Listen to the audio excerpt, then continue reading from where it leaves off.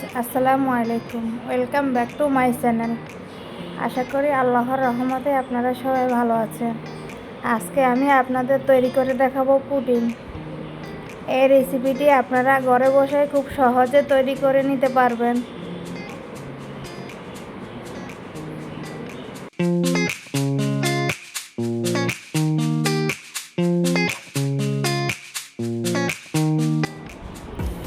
আমি এখানে 1 কেজি পরিমাণ গরুর দুধ নিয়েছি। এবার গরুর দুধটাকে ভালোভাবে জাল করে নিব যতক্ষণ পর্যন্ত কিছুটা কমে না যায়। আর এই দুধটা গরম করতে আপনাদের সর বসানো যাবে না। সর বসলে আপনার পুডিংটা ভালো হবে না, তাই একটু ভালোভাবে আস্তে আস্তে নাড়তে থাকতে হবে।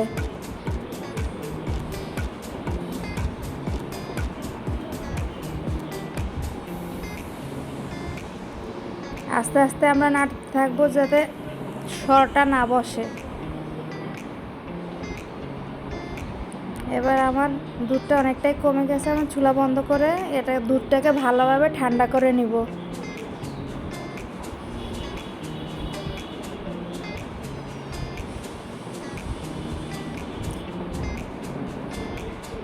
এবার একটু ঠান্ডা হয়ে গেলে এতে দিয়ে নিব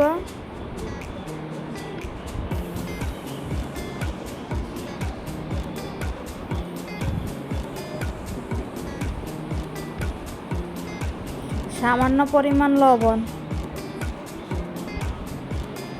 দিয়ে একটু নেড়ে ছেড়ে নেব। দিয়ে দিব 1 চামচ পরিমাণ চিনি। আপনারা আপনাদের স্বাদ অনুযায়ী চিনি দিয়ে নেবেন।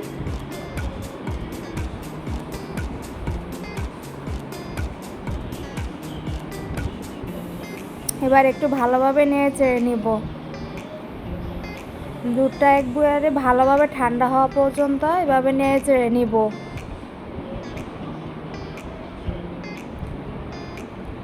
এবার পুডিং বানানোর পাত্রটাতে একটু চিনি দিয়ে দিলাম, এতে দিয়ে দিব সামান্য পরিমাণ পানি, দিয়ে ভালোভাবে ক্যারাম করে নিব।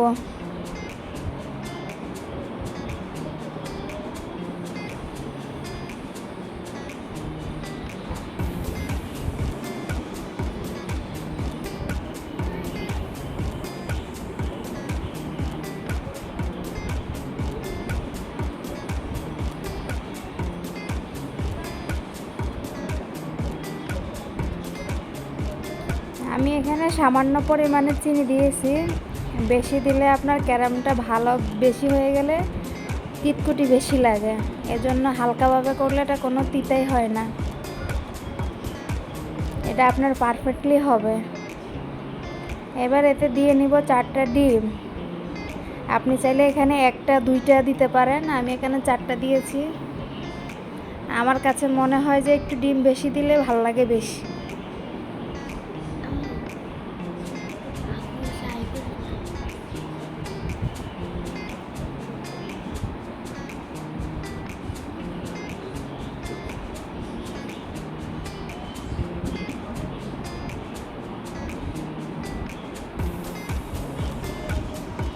আমি দুধটাকে ভালোভাবে ঠান্ডা করে নিয়েছি।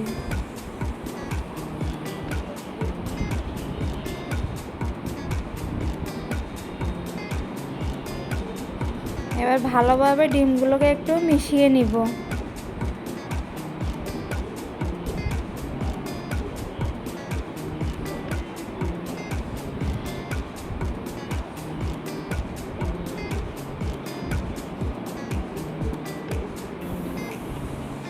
এভাবে উঠিয়ে দেখবেন যাতে ডিমগুলো ভালোভাবে মিশ হয়েছে কিনা। এবার এতে দিয়ে দিব মিশানো দুধগুলো।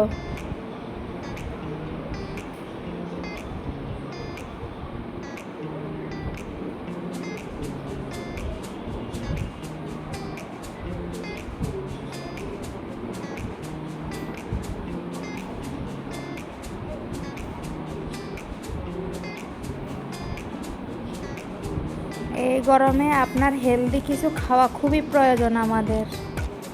এবার ঢাকনাটা লাগিয়ে নিব। এবার একটি পাইপিং বসিয়ে নিলাম, এতে দিয়ে দিব 1 মগ পানি।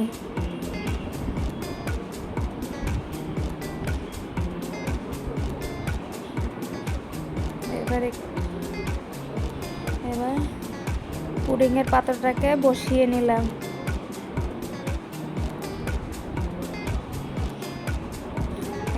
এবার ঢাকনাটা দিয়ে নিব।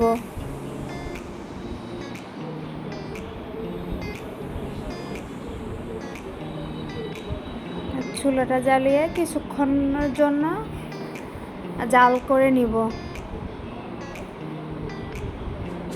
পানিটা প্রায় শুকিয়ে গেছে। এবার দেখে নিব আপনার কেমন হয়েছে।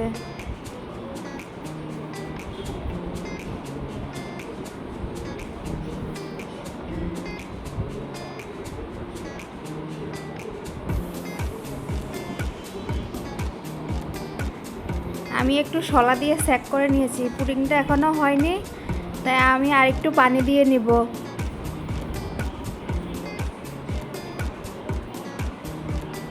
আর এক মগ পানি দিয়ে আরও কতক্ষণ জাল করে নিব। এভাবে যতক্ষণ পুডিং না হবে ততক্ষণ আপনি একটু একটু করে পানি দিবেন। আবার বেশি অতিরিক্ত পানি দিলে পুডিংয়ে পানিটা চলে যায়, তখন পুডিংটা ভালো হয় না। আমার আবার হয়েছে, আমি আবার একটু শলার সাহায্যে দেখে নিচ্ছি পুডিংটা ভালো হয়েছে কিনা।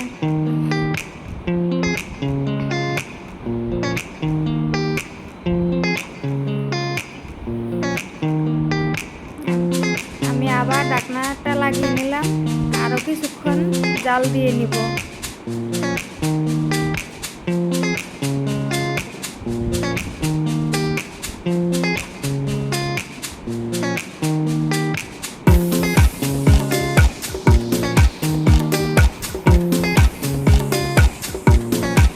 এবার আমার পুডিংটা রেডি।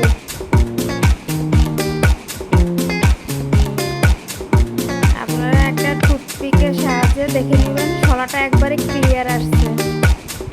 যখন আর দেখবেন আসছে তখন বুঝবেন যে পুডিংটা হয়ে গেছে। আমি উঠিয়ে নিলাম, দেখুন দেখতে কেমন হয়েছে।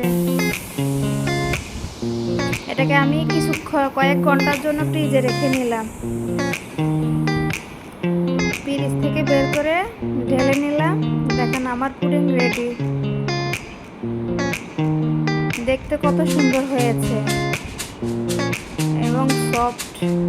এটা আমাদের স্বাস্থ্যের জন্য খুবই ভালো। এই গরমে কিছু হেলদি খাওয়া খুবই প্রয়োজন।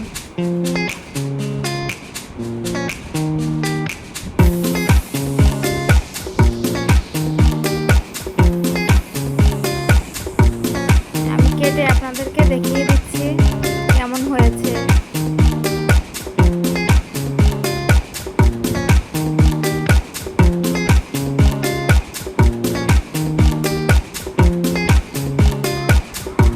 প্লিজ ভিডিওটি ভালো লেগে থাকলে লাইক এবং শেয়ার করে দেবেন, আর সাবস্ক্রাইব করে পাশে থাকবেন। আর যারা এই কাজটি অলরেডি করে দিয়েছেন তাদেরকে অসংখ্য ধন্যবাদ। দেখুন দেখতে কতটা নরম হয়েছে।